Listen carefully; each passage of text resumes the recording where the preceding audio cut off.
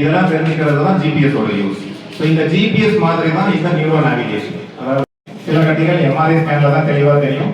அப்போ அறுவை சிகிச்சை செய்யும் போது நம்ம எம்ஆர்ஐ காம்பனன்ஸ் இருக்கு அப்படின்னா ஐஆர் கேமராஸ் தான் மேல வந்து ஒரு கண் நீட்டிட்டு இருக்கு இல்லைங்களா? ஸோ அதுதான் இன்ஃப்ராரெட் கேமராஸ். அந்த கேமராஸ் மூலமா ஃபிடூஷியல்ஸ்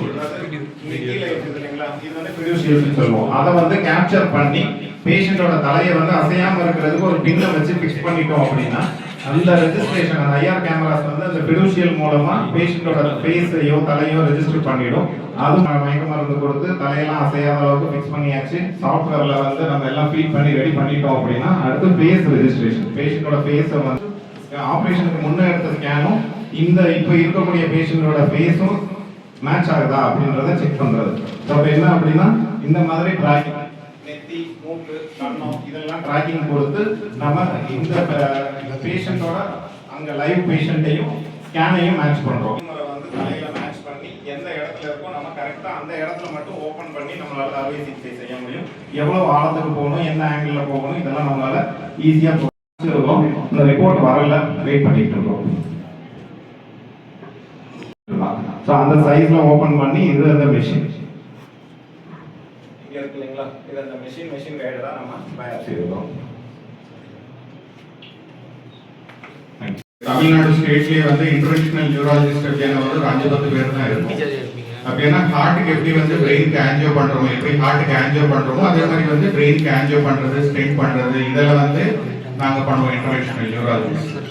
ஸோ கடந்த 2 வருஷமா 3 வருஷமா வந்து இந்த ஸ்ட்ரோக் அவேர்னஸ் ஒரு பெரிய ஒரு இதுவாக எடுத்து வந்து நிறைய வந்து public awareness meetings, doctor awareness meetings வந்து ஒரு கடந்த ஒரு 2-3 வருஷமா வந்து நடத்திட்டு இருக்கோம். அதுக்கான ரீசன் என்னன்னா, இப்போ நானே ஒரு க்ரௌடா உங்களுக்கு எல்லாம் கேட்டேன்னா ஒரு நெஞ்சு வலி இல்லைன்னா ஹார்ட் அட்டாக்கோட சிம்டம்ஸ் என்னன்னு கேட்டா எனக்கு தெரிஞ்ச ஒரு 20 பேர்ல வந்து 19 பேர் நீங்க சொல்லிருவீங்க. அப்படின்னா ஹார்ட் அட்டாக்னா என்ன சிம்டம்ஸ் வரும் அப்படின்னு.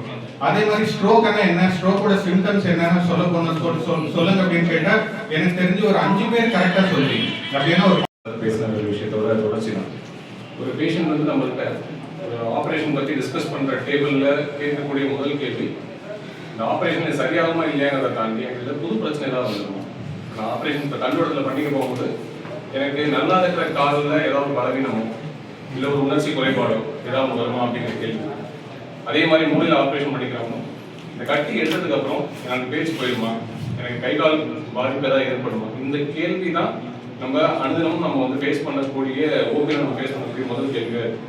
ஸோ அந்த நேவிகேஷனோட மெயின் பர்பஸே கட்டி எந்த இடத்துல இருக்கோ அதுக்கு பக்கத்தில் இருக்கக்கூடிய நார்மல் நரம்புகள் எதுவும் சேதமாகாமல் குறிப்பிட்ட அந்த ஒரு விஷயத்தை மட்டும் நம்ம டார்கெட் பண்ணி ஃபோக்கஸ் பண்ணி எடுக்கக்கூடிய ஒரு ஃபெசிலிட்டி. ஸோ இதில் மேக்ஸிமம் வந்து நம்ம கொலாட்ரல் டேமேஜ், அதாவது தவிர்க்க முடியாத நரம்பு சேதாரங்களை நம்ம அவாய்ட் பண்ண முடியும். இதுதான் main advantage of neuro navigation.